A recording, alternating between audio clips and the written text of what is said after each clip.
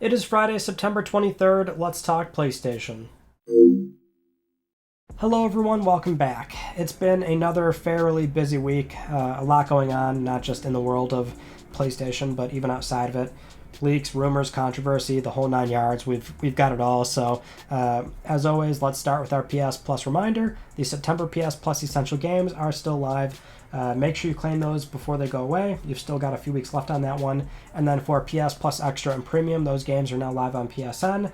But for PS Plus Premium, one of the new classic games in there that we knew about was Syphon Filter 2, and this game is the first one that offers region switching. So if you remember when PS Plus initially launched, we saw that those range of PS1 games, depending on where you lived, you might have been stuck with only the PAL version of those games, which means you're playing them at 25 or 50 frames per second. Not really ideal, of course, and we saw that Sony did acknowledge the problem fairly quickly by saying that they would offer this as an option to switch between NTSC or PAL, and now it's finally here for Syphon Filter 2, where you can select it from the Classics menu, which implies that they are doing this in a way where it's you download both versions, but it's one package on PSN, which does make the file size a bit bigger. I do see that Syphon Filter 2 is about 1 gigabyte. That might just be because the game is larger, but I suspect it's because you're downloading basically NTSC and PAL. That's about double the size of the first game, so that's likely what's happening here, which is at least a bit more convenient by way of not having people get confused by having to manually download an NTSC version. I thought this may have been a bit confusing on PS5, where a lot of folks really get tripped up by the ... menu, where that's almost always where you'll find multiple versions of a game, and I figured they might do it that way, but you're downloading both versions right away, which, interestingly enough, here in the US, you cannot choose to select the PAL version. I thought that was kind of interesting, but that does mean that for the other games to get this option, they would need to take on a patch where you're essentially downloading the NTSC version, and those are not available just yet at the time of filming, but hopefully those are not too far behind. Moving on to our next story, this one came out right after LTPS from last week, so we are a little bit late on this, but still pretty big news. We finally have confirmation that PSVR 2 will not play PSVR 1 games. Over on the PlayStation blog, with the recent episode of the PlayStation Podcast, official PlayStation Podcast, they had the SVP of Platform Experience on, Hideaki Nishino, and he says, and I quote here, PSVR games are not compatible with PSVR 2 because PSVR 2 is designed to offer a truly next-generation VR experience. PSVR 2 has much more advanced features like an all-new controller with haptic feedback, adaptive triggers, as I said, and inside-out tracking, eye tracking in it, 3D audio is coming together, 4K HDR, of course, so this means developing games for PSVR 2 requires a whole different approach than the original PSVR. Now, this is not the best way to explain this. It's more or less your standard PR answer of new technology is better, trademark, and that's why your old stuff is not going to work. And that's not fun to hear, so it would have been better to at least explain in a more transparent manner about why, maybe coincide it with the announcement of PSVR 1 games getting free PSVR 2 upgrades that you know are in the pipeline. But I really thought they were going to not talk about this for as long as they could up until a PS blog FAQ on PSVR 2 where it just says point blank, does it play old games? No. I really thought that's how they were going to do it, but the point is, yeah, I was saying like a year and a half, 2 years ago, I have no idea when I first said this, but I always felt, no, it's not going to play PSVR 1 games, so set expectations accordingly. But even if you were, say, skeptical or, holding out hope, even this year alone was a pretty big indicator because we've had so much PSVR 2 news and not backwards compatibility, which in theory would be good news. They'd want to talk about that as soon as they could. Why haven't they? Because it's not there. And it is because the tracking is too different to the point where the financial viability of making a solution might not really make sense here. And that's the best way to really phrase it. I know some don't want to hear it, but it's not really a fair comparable to other VR platforms or Steam VR. It's something where PSVR 1 games are looking for a lot of different tracking parameters and data. So, not only is it outside-in tracking where you've got the camera pointed at, or it's looking for a bunch of light bars on a head-mounted display, the DualShock 4, of course, the ancient PS Move controllers, also the aim controllers, let's say you get that solved and it works, and let's say the games don't look too bad on the new display, but then you've also got the problem of a game-by-game basis complicating the matter of, each game having its own bespoke setup process. Maybe certain menus and UI elements might not work properly. But the other really big thing is that Move controllers, they have a full or a near full button layout on each Move controller, and some games use 2 Move controllers. So the standardized VR layout nowadays, for example on the Sense controllers, is 1 button layout split between the 2. That alone would break many PSVR 1 games. So it's just something where, in terms of the financial viability of making a one-size-fits-all solution, I would assume that was the biggest deciding factor in why they've chosen not to support PSVR 1 games. Doesn't make it better, obviously, but that also explains, Sony's recent talk about their PSVR 2 dev kit and how they're trying to court developers from other platforms, because they have a standardized tracking and button layout now, so it is more advantageous for other developers to more easily and accessibly port over their games. And that's the good news here. And also, we are going to see probably a good range of PSVR 1 games getting PSVR 2 upgrades, which I'm not sure if it's just because there's been so much negative feelings towards Sony nowadays, but it's not something where they've chosen to do this on the back of selling you games again, especially when we're in a generation currently where we have never had this many free upgrades. Free upgrades in general aren't really common in the console space, but to have this many and most of them be free, we've got 60, 70 something free upgrades across multiple publishers, so it's not something where their interest is reselling you games, especially when most publishers have decided to make their upgrades free from PS4 to PS5.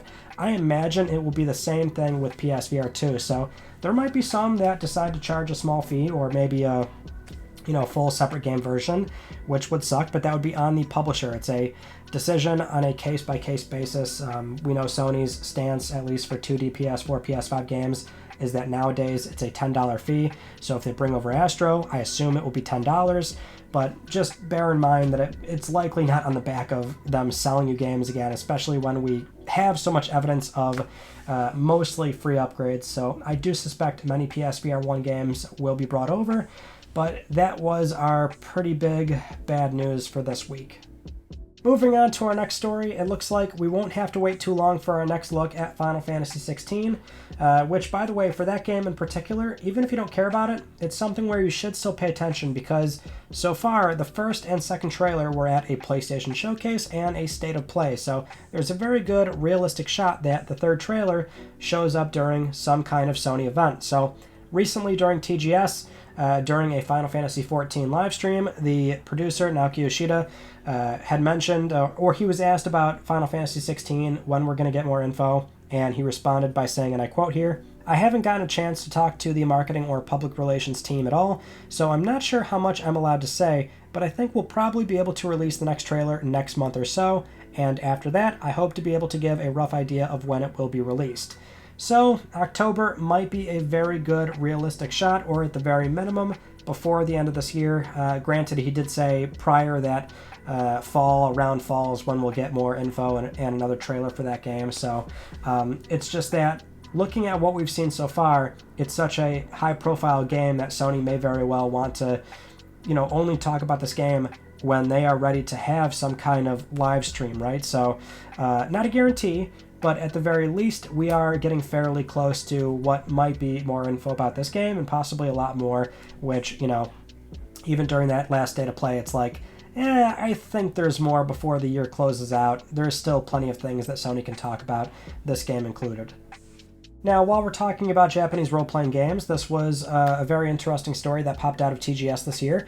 Oftentimes we talk about games that Sony publishes, but there's very few times where we learn about games that Sony says no to, and this was one of them. So recently there was that game that popped up on Kickstarter called Armed Fantasia to the End of the Wilderness that was successfully funded, and still a few days to go left, but that's from former Wild Arm devs, and recently during TGS, the lead game designer, Akifumi Kaneko, mentioned that they were trying to court this game around to multiple publishers, and Sony was one of them, and they were not biting whatsoever. So they said, and I quote here, Of course, there are still very popular JRPGs like Persona 5, but with Persona 5, that's the 5th installment. If it's part of a series that already has a first game, it's alright, but when it comes to making a new JRPG, Japanese publishers just won't take the risk. In my case, I went to Sony over and over again, but nothing came of it. It's not so much that JRPGs aren't popular, it's that publishers won't let us make them. And that's one of the realities of the business. We don't get that many stories about things like this where Sony says no to a game, but much like all publishers, they say no to many projects. And that was one of them, which is fascinating to hear about. Kind of one of those things where, it's like Sony has really walked away from truly unique, quirky or very Japanese specific games, or in this case, just brand new JRPGs, new IPs that are JRPGs, mind you. Sony has been placing a focus on Japanese games somewhat recently, but they're still very much the kind of games that have more broad global appeal, like Rise of the Ronin. So, that's cool and everything, but in terms of something like this, we can see that many publishers, including Sony, are, wary of, backing a game like that financially, where seeing a return might not be as easy as one would think. Now, moving on to more uplifting news, or in this case, uplifting Jim Ryan news, which is not very typical, but there was a very interesting story that popped up during a fireside chat with Christopher Dring of GamesIndustry.biz, where for GI Live he had on PlayStation Indies aficionado Shuhei Yoshida, and he talked about how Sony wanted to refocus their efforts on indie games. So he explained that early on with PS4, Sony had this big push with smaller independent developers. I'm sure a lot of you remember that. But around 2018 to 2019, the company was laser focused on the big AAA titles. So it was Jim Ryan during that time that looked at this problem and approached third-party relations and wanted to reinvigorate their interest in indie games, which explains part of why in 2019 the restructure happened, where Shuhei Yoshida and Greg Rice led this new indie-focused initiative. So that was really cool to hear. We don't get these stories often, and it's something where with Jim Ryan, there's always nonstop negative press or sort of sentiments about him and his leadership, and by all means, people are totally allowed to feel that way, but that's always been the very interesting dichotomy of, not agreeing with him or his decisions, him not being relatable or likable or whatever else, right? But he's also not really leading a sinking ship here, right? It's just you don't necessarily agree with the direction he's taking PlayStation, but he's still a large part of why PlayStation became so wildly successful in Europe throughout its history, and also when he became the president and CEO of the entire division, he's still led PlayStation on a very successful and profitable path. And that's always been the really weird divergence when it comes to how people feel versus what's actually, happening. And again, people are allowed to dislike him, but certainly there are still many things behind the scenes that we're not seeing or hearing about on a daily basis where, Jim Ryan overseeing the entire company, he's certainly at the forefront of pushing a lot of these decisions, and sometimes they are very much good things. Now, in the same conversation, Shuhei was also asked about day-and-date games, the new PS Plus relaunch, how does the company feel on all of that moving forward? And it's kind of the expected answer that one would think, but Shuhei does explain that it's about helping publishers manage the life cycle of a game. So comparing it to what you'd see with a movie where it's a premium release in theaters, then it goes to streaming, then it goes to television, every time generating new revenue, reaching a broader audience as initial sales begin to wind down. So in the same way, they believe in the premium release of a game, and as sales come down, the inclusion of it on PS Plus 6 to 12 months later can help it reach a new audience and resurface. He does say that day-and-date releases have worked well to the advantage of multiplayer games like Rocket League and Fall Guys, which they have done before, and with Stray, that was definitely an outlier, but the methodology continues to be premium game releases first. So not really a surprising answer. In fact, this one is a bit more direct in that they've always said they're not going to do this stuff, but explaining the model and how it works for them, which is only offering games on PS Plus after they've kind of saw their initial wave of sales. Because in order to offer a game day and date, whether it's their own, which is very risky, or a third party game, they have to offer them something that is a lot of cash. That's how these deals work, right? That's always been a misnomer I've seen some people accuse of Game Pass games, is that those developers aren't happy over there. But whether it's Game Pass or PS Plus, the same thing holds here, where developers take those deals because they're being offered something that is more than they would make on their own if they launched the game as is, right? So in the context of day and date, they're securing the bag. That's the whole point. The difference is Microsoft is willing to pay the cost that it would take to court those devs, to the detriment of their bottom line, whereas Sony does not want to do that. And so that's why Microsoft is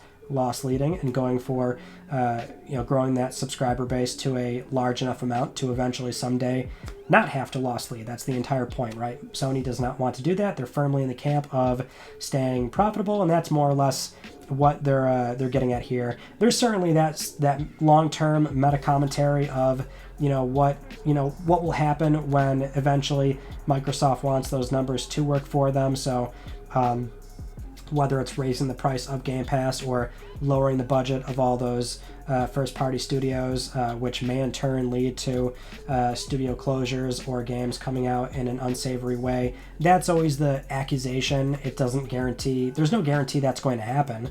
But with only Microsoft doing it and no other publishers, being forced to do it just yet, that's where we've got a serious fork in the road coming up of who's going to make this work, and then everybody else has to follow depending on the outcome. So we'll see, but that's still far away.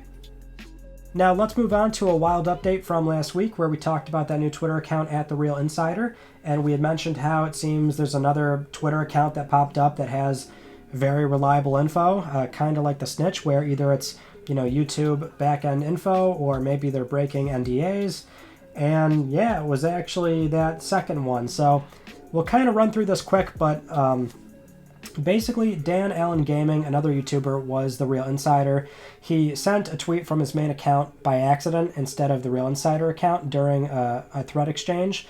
And this was noticed on Twitter, and the user at Elaine707X took these screens showing that Jason Schreier was connecting the dots on how Dan Allen was likely behind both accounts, that he was under NDA with the Ubisoft Assassin's Creed info, and then Dan admitted it on Twitter and also posted an apology video explaining that he enjoyed the thrill of the side account and the sort of internet clout that it came with. And he also said that the other leaks that he put out regarding MGS or Silent Hill, he said he made those up. I assume that's just on the back of it being a safe guess, since there is credible info backing up the existence of those projects from other sources, but essentially he's admitting to the NDA info and trying to beef up the account with other guesses. And Ubisoft released a statement saying that they're not commenting on individual cases, but that they do take these matters very seriously. So there you go. That's how this account had some accurate info, because they were under NDA and they had direct first-hand knowledge, which this was dumb. I mean, I have no idea why he would do this. I mean, he did explain it, but when you already have an established audience, there's no reason to risk this or try and go for this. Very little upside here, which I think really speaks volumes of the sort of leaker culture that we're seeing nowadays, where so many enjoy that notoriety of being the one to provide leaks, right? Not so much reporting on them, because obviously once something's out there, many news outlets and YouTube channels are going to report on it, but being the one to provide them has created this weird sensation and desire for so many, and especially during a time where leaks are very prevalent right now, because there's so many failure points. Not only do you have an independent content creator that isn't beholden to an employer or something, right? So they kind of make their decisions on their own, which, if anything, can be somewhat damaging long-term to the relationship that publishers will have with independent content creators. And certainly there's, Philip Mewson type things at traditional games media, but there's that whole nonsense, right? And then we've got, other failure points like, builds being placed in the cloud nowadays because of work from home, Slack channels, where that was the recent failure point for the recent Grand Theft Auto 6 leak, which was massive. I mean, that's a really huge deal. And then you've got outsourcing, which that's been a failure point for Naughty Dog. So there's so many ways it can happen now, and therefore you've got so many people taking advantage of it, which long term is not going to look good for so many developers and publishers that are trying to really lock down leaks by either tightening security for developers that work there or the relationships that the publisher is going to build with independent creators and games media. But either way, we do have a small update on Rise of the Ronin where we have more insight on the kind of game that project is, because that was part of what we were talking about last week, was for Stellar Blade and Rise of the Ronin, where Sony does not own these IP. So what situation are these games falling under? At least for Rise of the Ronin, confirmed on Twitter by Jason Stewart, who is a senior producer at Sony XDEV. He put out this tweet mentioning that this is very much a Sony XDEV project. So, and we knew that Sony had XDEV globally, more or less, right? So there's XDEV support in Japan, Europe, North America. It's very much a global effort, and it seems like they are directly helping on this project in particular. And that's why we'll probably see more exclusives in this kind of circumstance, right? So it doesn't have to be a PS Studios game. Sony doesn't have to own the IP, but they'll certainly be involved in bringing a brand new IP or new title or whatever from the ground up, and it seems like Rise of the Ronin is going to be a product of that.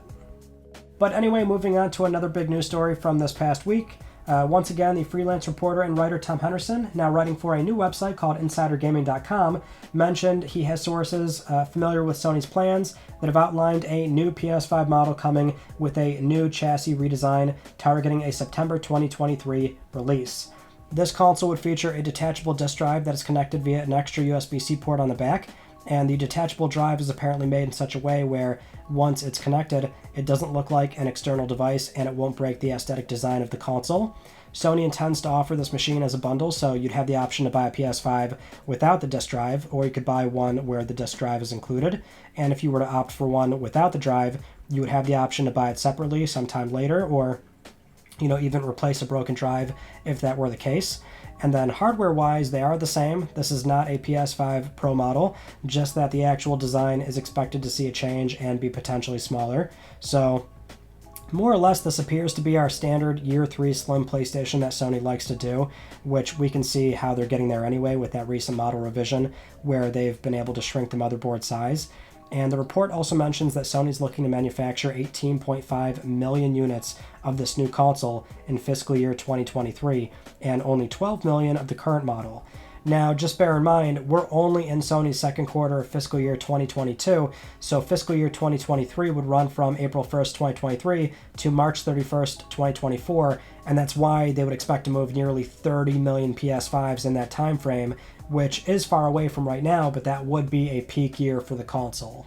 And definitely interesting, something where I read that and I thought, well, initially it's like, oh, that seems kind of strange, a detachable disk drive, but something where in the grand scheme of things, it streamlines production. You've got one box that you're making and then this separate disk drive accessory, which is easy to kind of slap together, right? So if you're doing a 2 SKU setup where one has no drive, one without, at least every single console is principally going to be the same, just an extra drive tacked on. And by all means, PS5 certainly can stand to lose more weight and shrink down a bit. So Sony does love to do that Year 3 slim console. It's basically expected. Not so much the PS5 Pro. I know that's another thing that a lot of folks like to bring up, and I've mentioned before, I don't think a PS5 Pro is necessarily guaranteed this time around. Sure, there's improvements that can be made, but it's just the context is different compared to PS4 Pro, and more so if you do a PS5 Pro, you take away from what a PS6 can do. We've had that whole conversation before, so we're not going to go down that rabbit hole just yet. But it is something where, yeah, a PS5 Slim is expected at some point. Melissa's scratching her cat post if you can hear that. But, yeah, I think it's just a matter of waiting at this point. I still want to know if we see a die size shrink, which you would imagine that happens with that model if it hasn't happened already. But it is worth noting this report is coming from Tom, where so far he's been extremely reliable with PlayStation news, to the point where most recently it was the God of War pre-order thing, the DualSense Edge, and then also the firmware update, which he got that dead on with the exact date. And that was really strange to know that he has a source that would be able to fill him in on that. So regardless, it seems like whatever Tom puts out, it's certainly worth watching, but still, it should be treated as a rumor, so that's what we're looking at right now currently. But even then, it's still something where we should be expecting a new PS5 model next year. Sony loves that 3-year slim revision, and it's just interesting to hear that it might have a detachable drive, which could actually be great for repairability. So if your drive breaks, it's out of warranty, instead of sending it to Sony, you can just buy a new drive. Also having the option, if you choose to buy a digital console first, which maybe that indicates that Sony will lower or tip the ratio of the SKUs in favor of more digital consoles. Because again, right now it's about 80-20, but I think they'll stick to that since it's still a higher average spend per box. But yeah, we'll stop blabbering. For now, at least, that's what we're hearing about the upcoming PS5 model next year. Moving on to our next news story, we have another update on the Microsoft acquisition of Activision Blizzard, so we'll go through this one fairly quickly, or we'll try to at least. The Microsoft CEO, Satya Nadella, speaking with Bloomberg, now he put out a quote regarding this particular deal, where he said, and I quote here, "Of course, any acquisition of this size will go through scrutiny, but we feel very, very confident that will come out. You know, we're number 4, number 5, depending on how you count in gaming. In fact, the number 1 player in this case, Sony, I think, even in this period, has acquired 3 companies. So if this is about competition, let us have competition."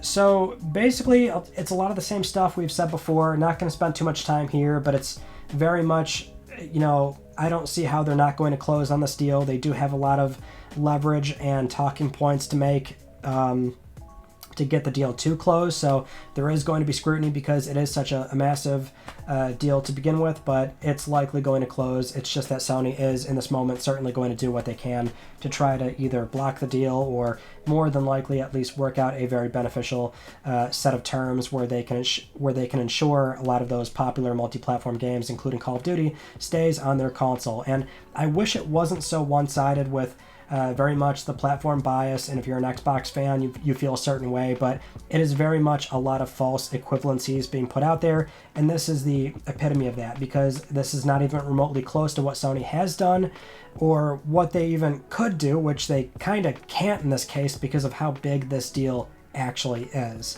But we'll likely have another update in a week or 2 weeks. It seems like we don't get much time off on this deal, where it's getting more and more crazy.